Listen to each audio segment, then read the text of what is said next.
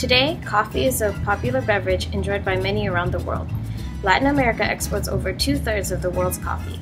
Brazil is by far the largest producer of coffee in the world, controlling more than 30% of the international production. It is one of the most important agribusiness commodities, maintaining steady and growing value in the stock market. But how did Brazil become a leading producer of a crop that does not have origin there? The bean was introduced to the country early in the 18th century, though initially it was planted only for domestic use. It would soon replace sugarcane as the top industry by the 1830s. The world demand for coffee was stronger than that for sugar through most of the early 19th century. The costs of production were also somewhat lower. Harvesting and processing of the two crops required about the same amount of effort. However, sugar usually had to be replanted every 3 years.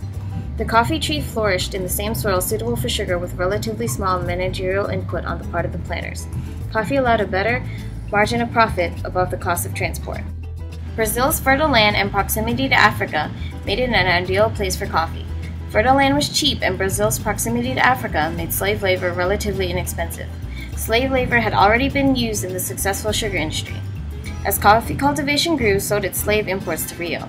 The seasonal cycle began with the clearing of forests and planting of coffee and subsistence crops. It continued with successive weedings and closed with the harvesting, drying, storing, and milling of mature coffee beans. It may be said that work in the coffee groves was by its nature less exhausting than most other plantation regimes.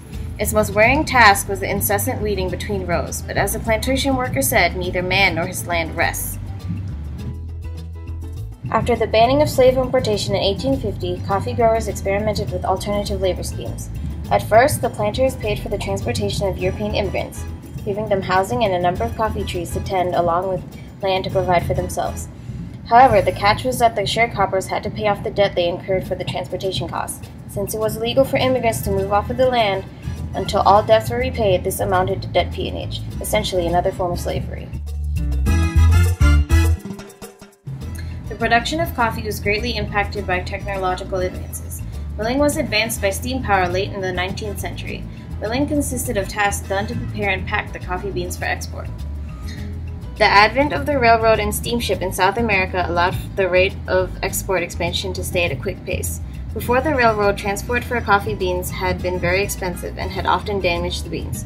The railroad allowed Brazilians to take advantage of their country's natural attributes. The shipping revolution contributed just as much as the railroad to the coffee export boom. A great expansion of shipping enabled Brazilian coffee exports to be brought to market without shipping bottlenecks. This was important because although Brazil was far from its markets, they are linked by the Atlantic. Thus, coffee brought slavery for manual labor, but also state-of-the-art transport and processing technology. The modern and archaic did not contradict each other, but instead reinforced each other.